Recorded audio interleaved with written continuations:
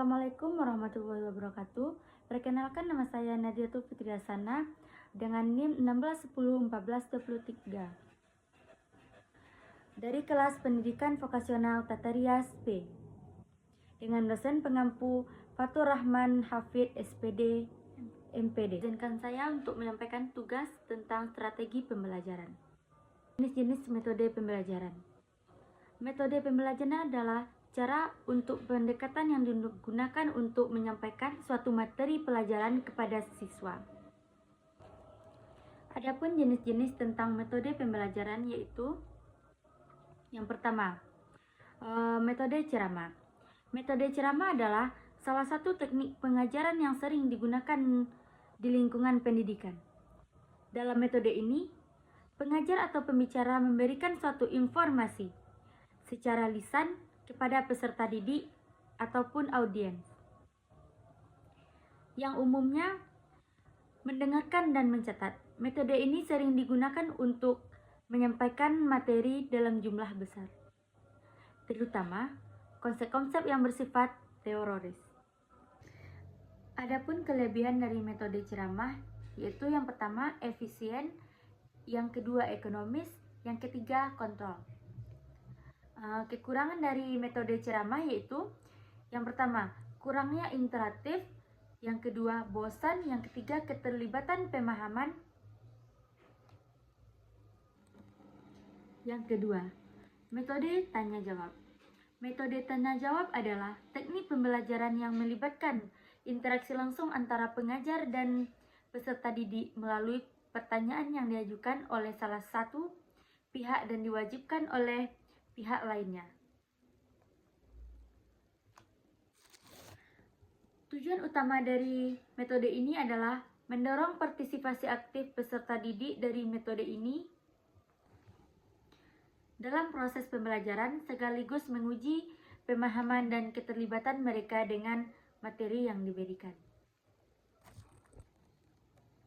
Baik, selanjutnya ciri-ciri metode tanya jawab ada 4. Yang pertama, interaktif, yang kedua, berpusat pada peserta didik, dan yang ketiga, mengembangkan pemikiran kritis, dan yang keempat, bervariasi.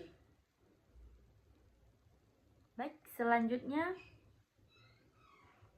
metode diskusi. Metode diskusi adalah teknik pembelajaran yang melibatkan interaksi antara peserta didik ataupun didik dan pengajar melalui tukar pikiran mengenai suatu topik atau masalah yang tertentu. Tujuan dari metode ini adalah untuk mendorong peserta didik untuk berpikir kritis, mengembangkan kemampuan berbicara, mendengarkan, serta bekerja sama dalam memecahkan masalah. Ciri-ciri dari metode diskusi yaitu interaksi aktif, berfokus pada kolaborasi, yang ketiga mendorong berpikir kritis, dan yang keempat demokratis. Jenis-jenis diskusinya yaitu diskusi kelompok kecil, diskusi panel, diskusi kelas penuh, dan debat. Selanjutnya D. Metode pemberian tugas. Metode pemberian tugas adalah teknik pembelajaran di mana mengajar memberikan tugas atau pekerjaan tertentu kepada peserta didik untuk dikerjakan secara mandiri atau berkelompok. Kelebihan dari metode ini yaitu yang pertama, mengembangkan kemandirian, dan yang kedua, mengembangkan pemahaman, yang ketiga, melatih keterampilan manajemen waktu, yang keempat, meningkatkan kreativitas, yang kelima, memperkuat kemampuan problem. Kekurangan dari metode pemberian tugas yaitu yang pertama, ketergantungan pada sumber daya, yang kedua, kemungkinan plagiarisme, yang ketiga, beban tugas, dan yang keempat, kesulitan dalam pemantauan. Yang selanjutnya E. Metode simulasi. Metode simulasi adalah teknik atau pendekatan yang digunakan untuk meniru atau mereplikasikan perilaku sistem atau proses nyata dengan menggunakan model komputer atau matematika. F. Metode demonstrasi.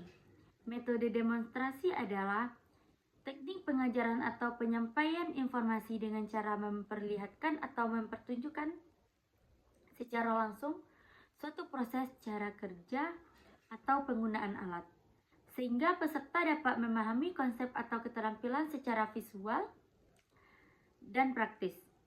Metode ini banyak digunakan dalam pendidikan, pelatihan, dan pengenalan atau prosedur. Selanjutnya, manfaat metode demonstrasi. Yang pertama, visualisasi yang lebih baik. Peserta dapat langsung melihat bagaimana suatu proses dilakukan. Yang kedua, penguatan pemahaman. Dengan melihat langsung, peserta sering lebih mudah mengingat dan memahami. Dan yang ketiga, efektivitas dalam mengajarkan keterampilan praktis. Khususnya untuk keterampilan yang memerlukan fisik atau penggunaan alat. Baik, yang terakhir, G. Metode eksperimen. Metode eksperimen adalah pendekatan ilmiah yang digunakan untuk menguji hipotesis atau bertanggung jawab atau menjawab pertanyaan penelitian dengan cara mengontrol dan manipulasi variabel dalam lingkungan yang terkendali.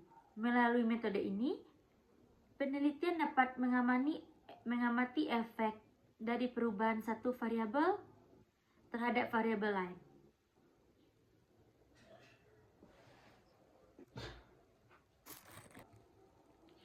Berikut adalah elemen penting dari metode eksperimen. 1.